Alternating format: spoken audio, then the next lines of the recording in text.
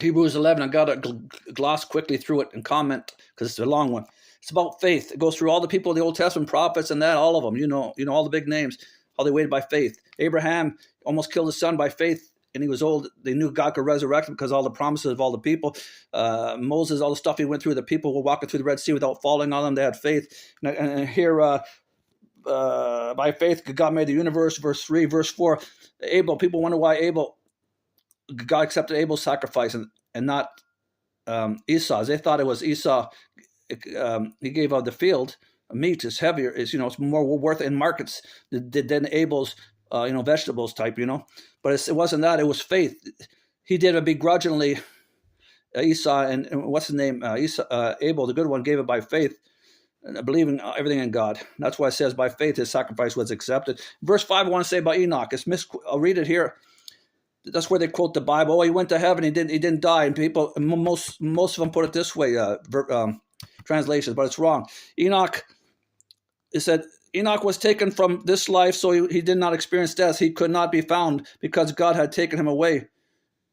He did not experience death. That's not right. Enoch went to the first firmament, heaven, right? And he was taken away, and he didn't die by the experience. He didn't die by the experience, and God took him away because he was about to die, and he didn't want, like Moses and Jude. It says that Michael fought over with Satan where to bury him because people like to worship where famous people are buried, especially, the religious, right?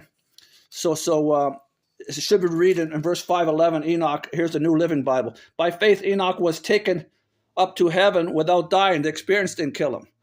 Now, you can go through that in my other video just before that. Anyways, I got to go here. Then most of this is all the faith people had, okay, in the Old Testament. And then it goes right to the end here, verse 39,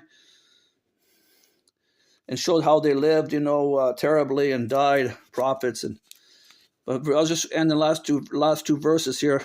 Verse 39, they were all condemned, referring to all of them, all commended for their faith, yet none of them received what they had promised. Right?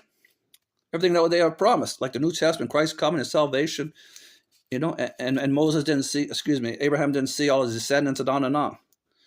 So last verse, God had planned something better for us all, Christians to them, so that only together with us, the Old Testament prophets, and us all Christians to the end, only together with us, Christians, would they be made perfect through Christ and his New Testament sacrifice.